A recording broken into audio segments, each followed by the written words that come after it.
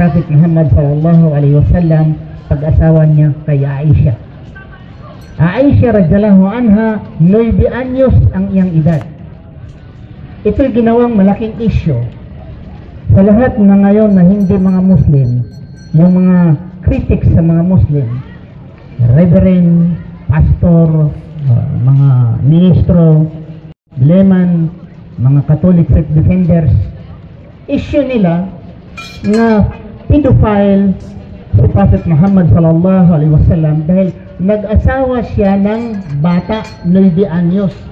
Sa ngayon, kung gagawin mo yan, ay baka mapreso ka dahil ang batas natin allowed, if I'm not mistaken, allowed ng 18 anyos to be considered na ang isang babae pwede nang mag-asawa. Pero 9-year-old, malaking issue yan sa atin. In fact, si Freddie Aguilar, I think na-issue siya dahil yung asawa niya noon ay 16-year-old. Malaking issue yun. Nagyan nyo kaya kung gagawin nyo sa mga Muslim. Ano ba ang basihan sa mga Muslim na pinatawa ang babae? Sa Muslim, kung babasihan, hindi ho ang edad sa babae, kundi yung fertility sa babae. Nang ibig sabihin, kung ang isang babae nag-menstruate na siya, mayroon ng dalaw ang babae, yun na ang edad na dapat siyang mag-asawa kung gusto ng babae at gusto naman ng mga parents. Pero kung hindi gusto ng babae, ay kahit 20-30 pang edad, ay hindi ka pwedeng mag-asawa sa isang babaeng Muslima. So ginagawa itong issue, malaking issue, dahil ang asawa ni Prophet Muhammad sallallahu alaihi wasallam, ulitin ko, 9 anyos. Imagine 9 anyos yung 9 anyos. Sabihin man natin kung 40 or 50, napatay ang Prophet Muhammad, peace be upon him, sa 63 years old. Maybe probably 50-year-old, nag-asawa siya kay Aisha. Maybe, kasi hindi ko alam ang specific edad ng Prophet Muhammad, yung naasawa niya si Aisha. The only woman, virgin na kanyang naasawa ay si Aisha. The rest of the wives ay pangatlo siyang asawa, na balo, hiniwalayan. Sa madaling sabi, hindi na virgins the rest of the wives except Aisha radhiyallahu anha. Pero ang edad niya, 9. So ginawa itong issue. Aking sasagutin ngayon. Mga kapatid, ang 9 ang edad. Bawal po ba? Sa kapanahonan nila mga kapatid, hindi ho bawal.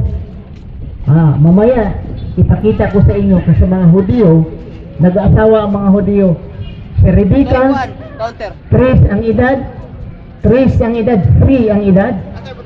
3 taon ang edad ni Rebecca, at si Isaac, ang kanyang edad 40, nag-aasawa kang Aisha. And I will show you the name of the scholars. Matumba niyang balik na yan. Okay. Ang tanong mga kapatid, sa kapanahonan ni Prophet Muhammad sallallahu alaihi wasallam, bawal ba ang pag-asawa sa bata na babae? Tinatawag ng child marriage. Ngayon tinatawag nila nga child abuse ngayong kapanahonan nito. Babasahin ko sa inyo ang mga kilalang mga tao sa mundo, sa western part, bandang Kanloran, kilalang mga hari, prinsipe, mga malalaking mga tao, at ang kanilang mga asawa, ang edad ng kanilang mga asawa sa kapanahunan nila. Ito ay napulot ko ito sa Wikipedia. Itong mga pangalan at edad, nagmula ito sa Wikipedia. Kung hindi pa kayo contented, pwede kayo pupunta sa artificial intelligence, magtanong kayo. About child marriage, issue ito, ginawa nila. Ang pangalan ay si Cecily of France. Ang edad niya ay 8. Ang edad niya ay 8 or 9. May slash 9. Okay? Nag-asawa siya kang Tancred. Ito'y Prinsipe of Galilee.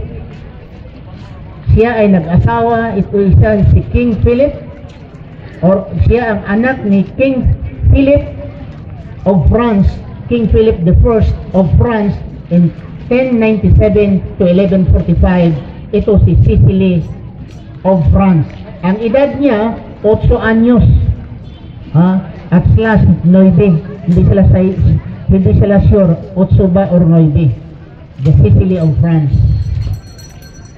Si Matilda of Boulogne. Ang edad ni Matilda 9 anyos. Hindi ito mga Muslim, ha? Mga Kristiyano itong kilalang mga Kristiyano sa mundo.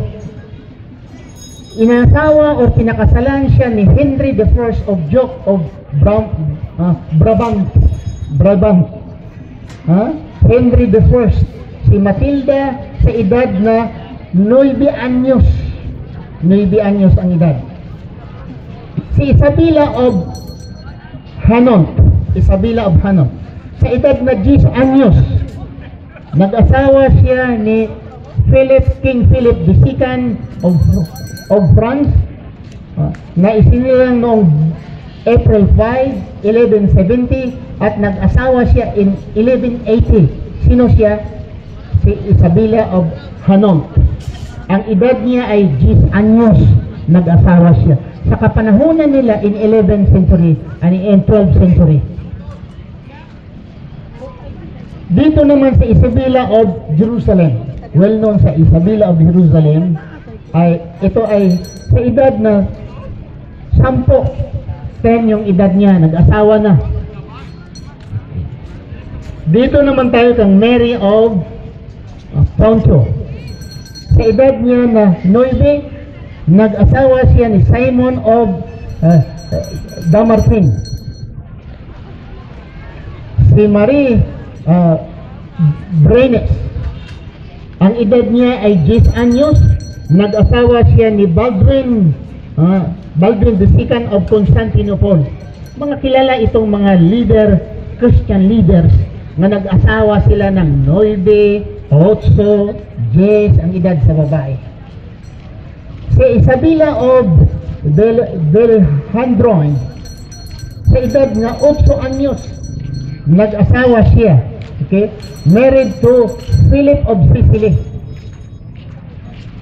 In 14th century, imagine 14th century, nagdiferensya sila ng about more than a century. Ang edad ni Prophet Muhammad sallallahu alaihi wasallam, nag-asawa siya ng 9 anyos. Dito si Joanna of France, nag-edad siya ng 4 anyos or 5 kay slash 5, hindi sila sure, 4 anyos or 5 anyos. Si Joanna of France, Christian na kilala ito na Kristiyana na nag-asawa siya. Sino ang iyang asawa? Hindi dito nabanggit. Pero si Mary of Brittany, sa edad na 5, si Mary of Brittany nag-edad og 5, nag-asawa siya sa ni John of Perche. Edad niya 5 anyos, isang Kristiyanong kilala. Si Annie of Gloucester, nag-edad ng 7 anyos. Nag-asawa siya ni Thomas Stafford. Marami pa dito mga kapatid, dagdag pa. Ni Catherine Mortimer, sa edad na 5 anyos, nag-asawa siya ni Thomas Butcher. Nag-asawa siya. Si Elizabeth of Bohol, nag-edad ng 9 anyos, nag-asawa siya ni Richard Fitzgerald. Ang dami pa dito mga kapatid. These are Christian in history, Christian leaders sa western part, sa Pransya, doon sila sa Constantinople, doon sa Great Britain. Nag-asawa sila ng edad sa babae, 8, 5, 7 ang edad in 11th century and 13th and 14th century.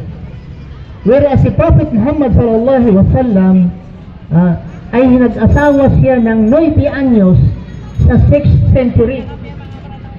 Sa 6th century, nag-aasawa siya ng 6th century. At ginawa nilang issue ito ngayon Waalaikumsalam. Okay. Ginawa nila itong issue.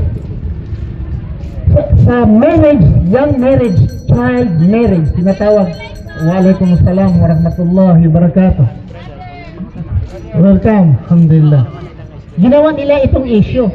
Dahil ang asawa ni Prophet Muhammad sallallahu alaihi wasallam, may bianyo si Aisha, si Prophet Muhammad sallallahu alaihi wasallam, around 50-year-old ang kanyang edad. If not mistaken, 50, more than 50 ang edad. Nag-asawa siya ng 9 anyos. Whereas, in the western part, 4 ang edad, 5 ang edad, 7 ang edad, ay mga hari pa sila. Prinsipe, sa mga lugar nila sa Francia, sa Great Britain, mga kilalang mga tao sa Sicily, sa Constantinople, mga Kristiyano sila, leader, na nag-asawa ng 5 taon ng babae, 7 taon ng babae, wala sila nakakita ng mali. At tatawagin nila ito sa Prophet Muhammad sallallahu alaihi wasallam na pedophile dahil nag-asawa siya ng 9 anyos. Pero hindi nila makikita, kahit dahil sa Biblia, ay si Rashi, isang renowned scholar of the Jews in 11th century, isang Jewish scholar, siya ang nagsabi nga sa Isaac sa Biblia ay nag-edad na 40, nag-asawa siya ng 3-year-old na babae. I don't know paano niya gawin. 3 anyos na babae, inaasawa ni Isaac si Rebecca. According to Rashi, the renowned scholar of the Jews in 11th century, siya ay nagpapapatunay na sa Isaac nag-asawa ng 3 anyos ang babae. So paano mawala? Yung scholar yun sa kapanahonan nila.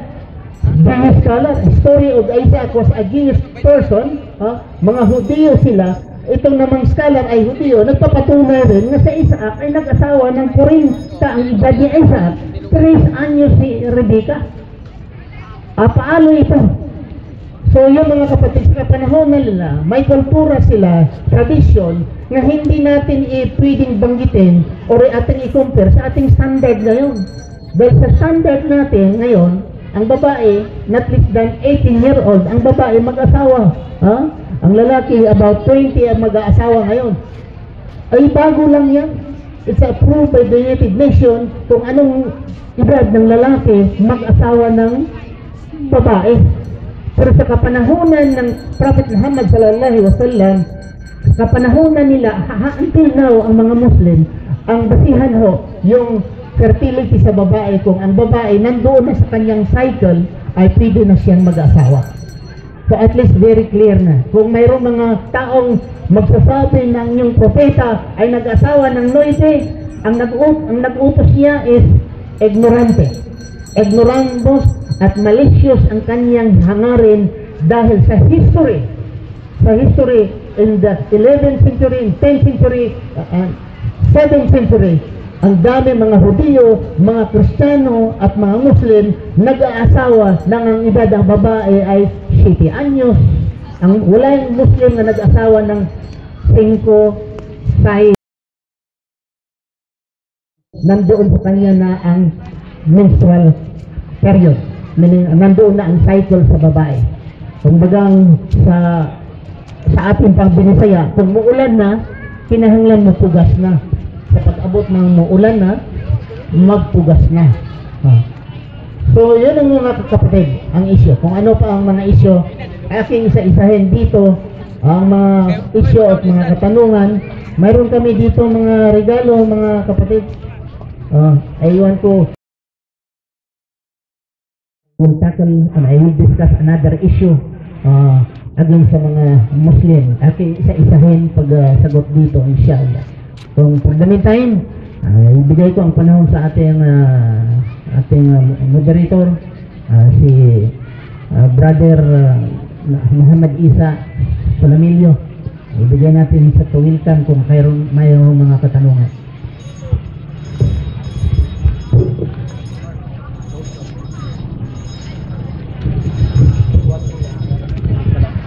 Assalamualaikum. Shout out ni Nars Balindong sa Tagalanaw del Norte. Ako sa Tagalanaw del Norte ako. Hinilang ako sa Kawit, Kauswagan, Lanao del Norte. Sorry, Lanao del Sur. Lanao del Sur. Lanao del Sur. Okay, saan tayo sa Lanao del Sur? Marawi. Sa Malabang. Okay. Ay, Lanao del Sur pala yung Malabang. Ano? Okay.